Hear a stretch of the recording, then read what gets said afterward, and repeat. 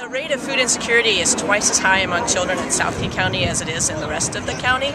And that means that they're living in families where the family may not know where all their food's coming from every day, or the kids may skip a meal in a day, in a week, and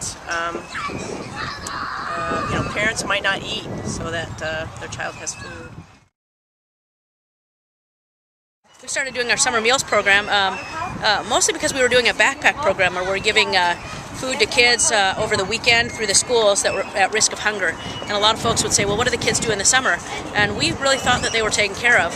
And then we found out that the schools weren't doing very many sites for summer meals in our area, and usually those sites, if they had them, were only 3 weeks. And then a couple years ago, we realized that there were no sites in our area for kids, in our service area for kids to get lunch.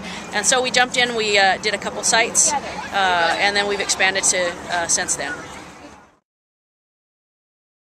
So raising awareness is one of the hardest things. We do a lot of flyers in the schools to let kids know where our sites are. Some of our schools will send a flyer home in their report cards, so we're sure that they get it, that it gets home to the parents. And then we do a lot of education at the food bank. We hand out flyers and talk to people on where they live, if they have kids, and tell them where the sites are. We also try to promote it, just having the kids spread the word. So sometimes we'll give prizes if they bring friends, or things like that. We put up posters that say when the sites, when the times are, usually around the sites, things like that. And so some of our sites we were able to do activities that does draw kids in. At 2 of our sites this year, we've worked with the Parks Department to have like a kind of a little rec program for a couple hours before or after our lunch, and then they also have they do get a snack too. So that works really well, and that gets the kids out of the house and gets them playing, and it's probably something they couldn't afford to ever go to a rec program. So it's a great thing that the city's collaborated with us on that. We would pack the lunches. We used to give people a couple choices, but they'd get everything in the bag. All the components were in one bag. So this year we can do offer versus serve. So usually we offer a couple different kinds of fruits for their larger fruit. Today we had pears and bananas and oranges, and then they get a choice of smaller fruit. We have grapes and plums, and then we put their main meal kind of together. So here they have yogurts and peanuts and like a cracker, or there's a sandwich. It'll have their bread and their protein together, and then everybody gets milk.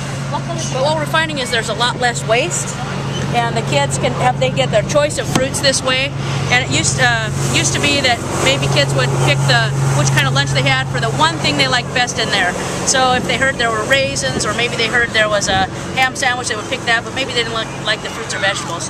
So this way they can pick the fruit and vegetables they like, and they get the kind of main meal they like. And so anyway, a lot less waste. It's easier for us as far as packing the lunches, and they're eating more healthy food.